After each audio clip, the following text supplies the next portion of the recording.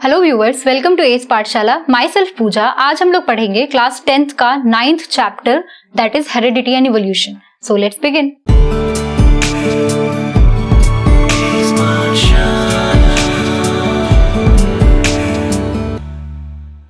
सबसे पहले जब हम टर्मिनोलॉजीज को समझेंगे उसमें सबसे पहले हमें समझना जरूरी है जीन, क्योंकि वो जो ट्रेट और जो कैरेक्टर पास ऑन हो रहा है ना, वो हमारा जीन के फॉर्म में होता है। ठीक है, वो ऐसे कोई नोटबुक तो है नहीं जो पास ऑन हो रही है, जैसा हमने अभी पहले थोड़ी देर पहले डिस्कस किया।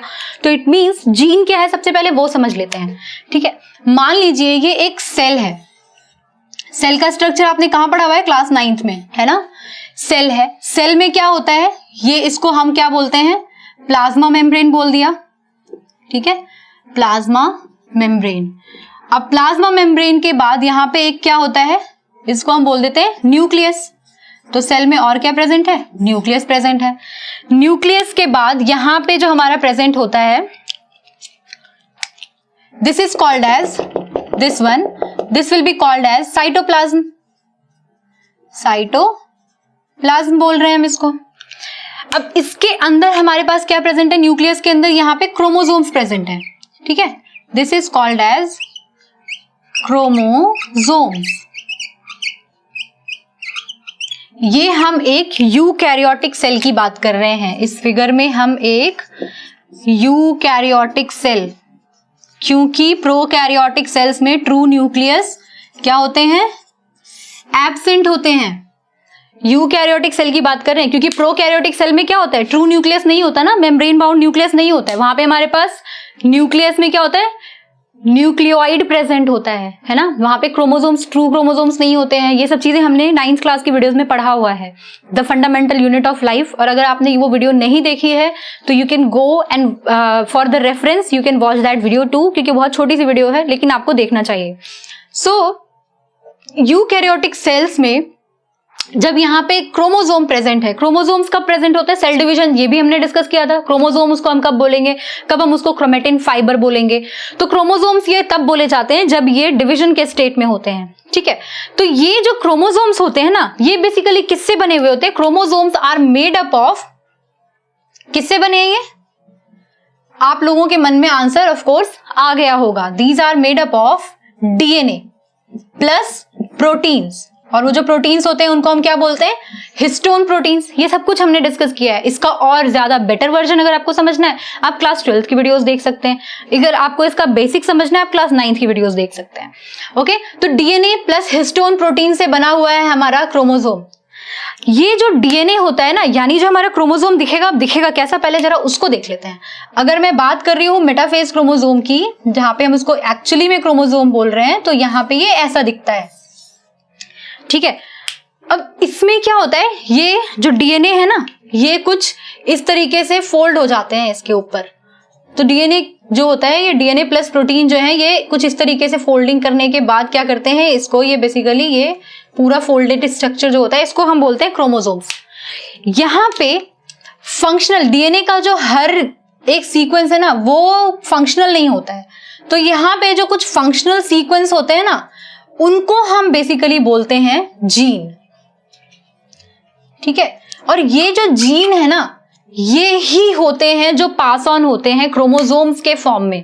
ठीक है, क्योंकि हम लोगों ने अभी थोड़ी ही देर पहले क्या डिस्कस किया था कि मेल का क्या है, यहाँ पे स्पर्म है, और फीमेल का क्या है, यहाँ पे एग है। तो मेल का स्पर्म और फीमेल की जो एग है, उनके पास क्रोमोसोम क्या होता है? n number of chromosomes present होता है, यानी हाफ क्रोमोसोम्स प्रेजेंट होते हैं दोनों में, हाफ कंटेंट होता है इनके पास। ठीक है, तो ये हाफ कंटेंट क्यों होता है? क्योंकि ये भी हमने डिस्कस किया हुआ माइटोसिस और मियोसिस वाले चैप्टर में, जब हमने क्लास 9th में फंडामेंटल यूनिट ऑफ लाइफ का जो माइटोसिस एंड मियोसिस यानी सेल डिवीजन वाला टॉपिक आप देख सकते हैं, उसमें हमने डिस्कस किया है कि ये क्यों n नंबर होता है। तो ये यहाँ पे क्या बनाते हैं, ये दोनों मिलकर के 2n बनाता है, जो जाइगोट में होता है ना। तो यानी ये जो n नंबर ऑफ चीज है ना, वो हम क्या बोल रहे हैं? हम क्रोमोसोम की बात कर रहे हैं कि इनके पास हाफ कंटेंट है क्रोमोसोम का। तो ये जो क्रोमोसोम है ना, ये ही तो पास ऑन हो रहा है, और ये जो क्रोमोसोम है इनके ऊपर प्रेजेंट है जीन्स। तो यानी ये जीन्स पास ऑन होते हैं फ्रॉम वन जनरेशन यानी पेरेंट्स टू द ऑफस्प्रिंग यानी कि जाइगोट। तो ये जाइगोट में यानी आधा हमारा जो क्रोमोसोम या जेनेटिक मटेरियल होता है इसको हम जेनेटिक मटेरियल बोलते हैं, डीएनए को, आरएनए को। तो हमारा जो डीएनए है that is acting as the genetic material. तो जेनेटिक मटेरियल ही तो पास ऑन हो रहा है one generation to the next. तो वो जो जेनेटिक मटेरियल होता है वो हाफ आता है हमारे फादर से एंड हाफ आता है हमारी मदर से, और वो दोनों जब कंबाइन करते हैं तो 2n नंबर ऑफ क्रोमोसोम बनाते हैं जो कि जाइगोट में होता है। यानी हर इंडिविजुअल में आधा जीन अपने पापा का, आधा अपनी मम्मी का होता है। तभी हम जो मूवीज में, सीरियल्स में आपने देखा है ना डीएनए टेस्ट यही होता है। अगर डीएनए मैच करता है इट मींस वो उसके बायोलॉजिकल फादर या उसकी बायोलॉजिकल मदर है। तो वो डीएनए टेस्ट हम करवाते हैं तब जब कोई हमें ऐसा सिचुएशन, जैसे आपने मूवीज और सीरियल्स में देखा है ना कि वहां पे डीएनए टेस्ट करा रहे होते हैं कि कौन उसका बायोलॉजिकल फादर है या कौन उसकी बायोलॉजिकल मदर है, वो सब आइडेंटिफाई करने के लिए। And there are several other factors also जिसके लिए हम डीएनए टेस्ट करते हैं ऑफ कोर्स। सो हम यहाँ पे बैक टू द पॉइंट आते हैं और यहाँ पे हम बात करते हैं कि ये अब जो 2n जेनेटिक मटेरियल है ये हमारा जीन के फॉर्म में पास ऑन होता है। सो फंडामेंटल यूनिट ऑफ लाइफ क्या है हमारा? सेल। तो वैसे ही यूनिट ऑफ हेरिडिटी क्या हो जाएगा हमारा? फंडामेंटल यूनिट हमारा वहां पे सेल है लाइफ का, तो वैसे ही हमारा जीन जो है ये यूनिट ऑफ हेरिडिटी है। This is called as unit of heredity, है ना, क्योंकि ये ही तो पास ऑन हो रहा है which gets passed on from one generation to the next. तो यानी ये जो जीन है ये पेरेंट से ऑफस्प्रिंग में पास होता है। कैसे होता है? In the form of chromosomes during course of fertilization. ठीक है, अब ये जो जीन है इस पे ऑल्टरनेटिव ट्रेट्स होते हैं। ठीक है, ये जो जीन है दे कंटेन ऑल्टरनेटिव ट्रेट्स, यानी कि कोई भी जीन के पास दो फॉर्म्स होंगे। किसी भी जीन के पास ऑल्टरनेटिव ट्रेट्स, इसको हम बोलते हैं एलील।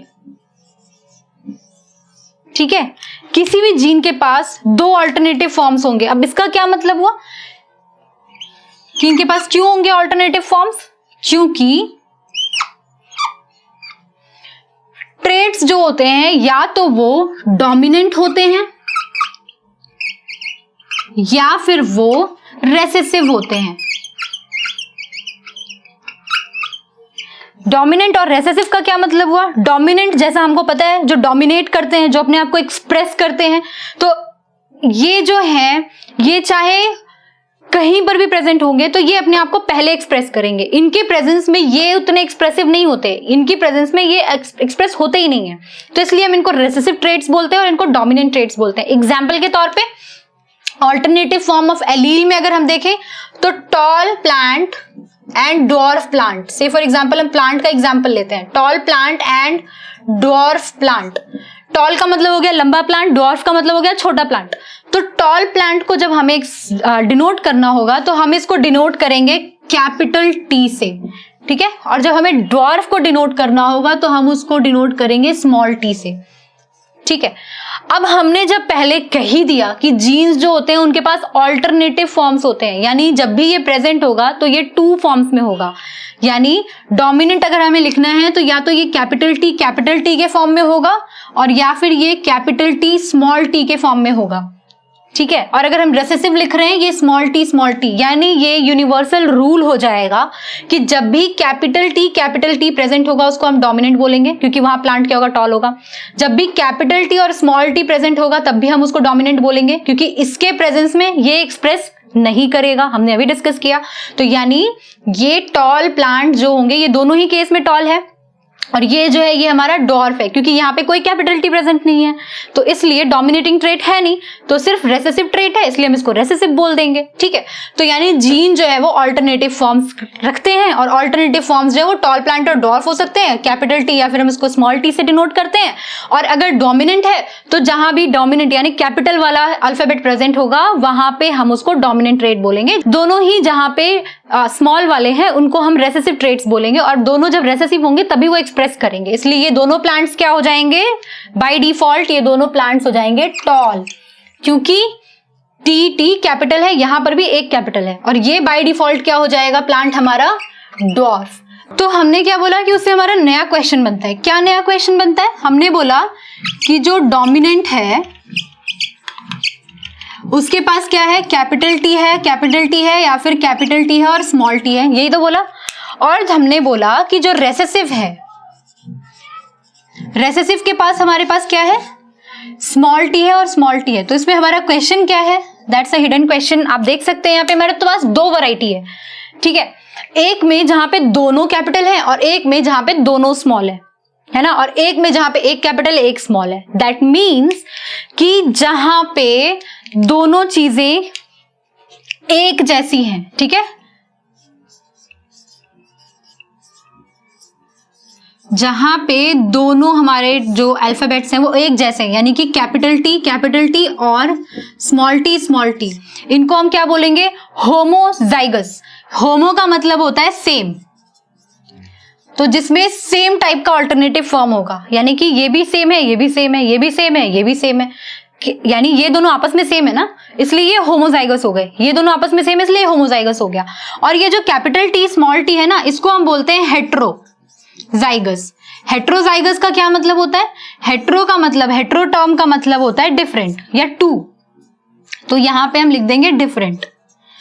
तो इस केस में क्या है, हेट्रोजाइगस में दो अलग अलग एलील्स प्रेजेंट है, यानी एक कैपिटल एलील प्रेजेंट है और दूसरा हमारे पास क्या प्रेजेंट है, स्मॉल एलील प्रेजेंट है। इट मींस कि डोमिनेंट और रेसेसिव में हमें दो तरह के ट्रेट्स मिलते हैं, या तो होमोजाइगस होगा या हेट्रोजाइगस होगा। जैसे कि डोमिनेंट में क्या है, दो, एक होमोजाइगस भी एक हेट्रोजाइगस भी हो सकता है। रेसेसिव जो है वो सिर्फ होमोजाइगस फिनोटाइप्स होते हैं। अब यहाँ पे हमारे पास एक नया क्वेश्चन आता है कि अब ये जो चीजें हम लिखे तो जा रहे हैं, लेकिन इनका मतलब क्या है ना। तो ये जो चीजें हैं ये हमें क्या डिनोट करते हैं, इसको समझते हैं। फिनोटिपिक रेशियो या फिनोटाइप एंड जीनोटाइप, ठीक है।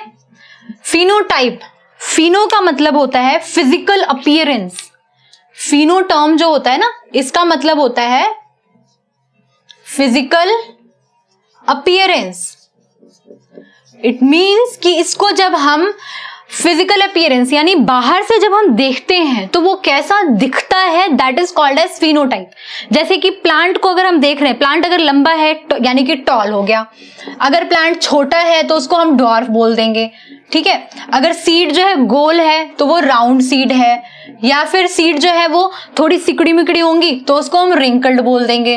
तो इट मीन्स कि जो फिनोटाइप है वो क्या है, वो हम विजुअली देख सकते हैं, अपनी आंखों से देख सकते हैं, उसको हम फिनोटाइप बोलते हैं। जीनोटाइप का मतलब हो गया जेनेटिक कॉन्स्टिट्यूशन, ठीक है, यानी जेनेटिक उसका कॉम्बिनेशन कैसा है। जैसे कि हम यहाँ पे बात कर रहे थे ना, जैसे टॉल और डॉर्फ की अगर हम बात करते हैं तो कैपिटल टी भी टॉल है और कैपिटल टी स्मॉल टी भी टॉल है, यही तो बोला था हमने, क्योंकि यहाँ पे कैपिटल की प्रेजेंस में स्मॉल वाला अपना ट्रेट नहीं दिखाएगा। तो यानी ये प्लांट सिर्फ टॉल ही हो सकता है, क्योंकि टॉल का हम बोल रहे थे ना कि कैपिटल से डिनोट करेंगे और डॉर्फ को हम स्मॉल टी से डिनोट कर रहे थे। तो इस प्लांट में कैपिटल टी जो है और स्मॉल टी जो है वो मिलकर के भी टॉल प्लांट बना रहा है और दोनों कैपिटल मिलकर के भी टॉल प्लांट बना रहे हैं। तो इट मींस ये इसका जेनेटिक कॉन्स्टिट्यूशन हो गया, यानी कि कैपिटल टी स्मॉल टी, ये इसका जेनेटिक कॉन्स्टिट्यूशन हो गया। यानी ये जेनेटिकली कैसे हैं, इनमें कौन कौन से एलील्स के फॉर्म प्रेजेंट हैं, उसके बेसिस पे हम बोलते हैं कि ओके इसका जेनेटिक कॉन्स्टिट्यूशन कैपिटल है, कैपिटल स्मॉल है, स्मॉल है, ये सारी चीजें, ठीक है। तो इस सब को समझने के बाद हमारे पास अब जो नेक्स्ट हम पढ़ेंगे वो हम अपनी नेक्स्ट वीडियो में पढ़ेंगे मेंडेलियन क्रॉस के बारे में, कि हु वाज मेंडल और उन्होंने क्या काम किया था जिसके बेसिस पे हम मेंडल को फादर ऑफ जेनेटिक्स बोलते हैं, ठीक है। तो और जो जेनेटिक्स होती है वो क्या होती है, branch of science which deals with the inheritance, variation and heredity, ठीक है। तो ये जो जेनेटिक्स हम पढ़ रहे हैं, ये जो चैप्टर है ये बेसिकली जेनेटिक्स का पार्ट है, इसलिए हम बोलते हैं कि जेनेटिक्स हम पढ़ रहे हैं। तो ये सारी चीजें हम अपनी नेक्स्ट वीडियो में डिस्कस करेंगे। आई होप आपको ये वीडियो बहुत अच्छे से क्लियर रही होगी, but still for any query and any question, any doubt, you can drop them in the comment box. I will love to solve them.